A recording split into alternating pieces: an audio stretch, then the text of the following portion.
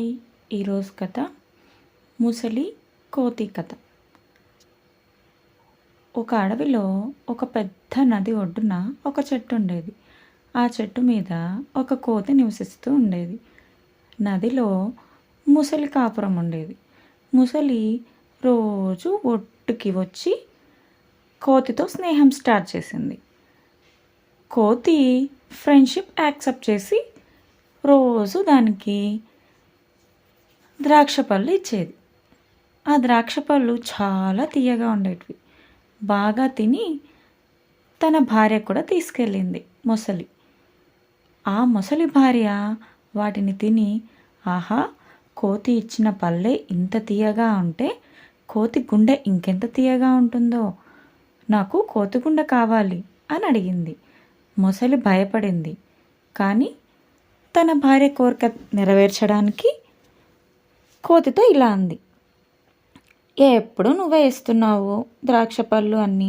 నా భార్య నిన్ను ఇంటికి రమ్మనింది భోజనం చేయడానికి, నువ్వు వస్తావా, విందు ఏర్పాటు చేసింది అని అనింది. సరేలే అని కోతి ముసలి మీద కూర్చొని నదిలోకి వెళ్తూ ఉంది. నది మధ్యలో ముసలి నిజం చెప్పింది. నేను నిన్ను పిలుచుకెళ్తుండేది నా భార్య గుండె అడిగింది అని చెప్పింది. అంతే.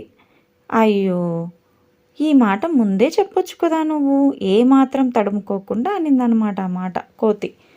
ఈ మాట ముందే చెప్పొచ్చుగా నువ్వు, నా గుండె చెట్టు మీద ఉంది, వెనక్కి వెళ్ళు, తీసుకొస్తాను, తిందువు కానీ, నీ భార్యకిద్దువు కానీ అనింది. ఈ తిక్క ముసలి అది నమ్మి వెనక్కి వెళ్ళింది. కోతి గబుక్కున చెట్టు మీదకి వెళ్ళి, అమ్మా, మంచి కోరి నేను నీతో ఫ్రెండ్షిప్ చేస్తే నువ్వు నన్ను చంపడానికి ఇంత ఉపాయం వేశావా? ఎవరికైనా గుండె శరీరంలో ఉంటుంది, తెలీదు నీకు, పో ఇక్కడి నుంచి అని తరిమేసింది. అప్పుడు కోతి చివరిగా అంది, తెలివిలేనివాడు ఎప్పుడూ మోసపోతాడు, వెళ్ళిపో ఇక్కడి నుంచి ముందు అని. అర్థమైందా?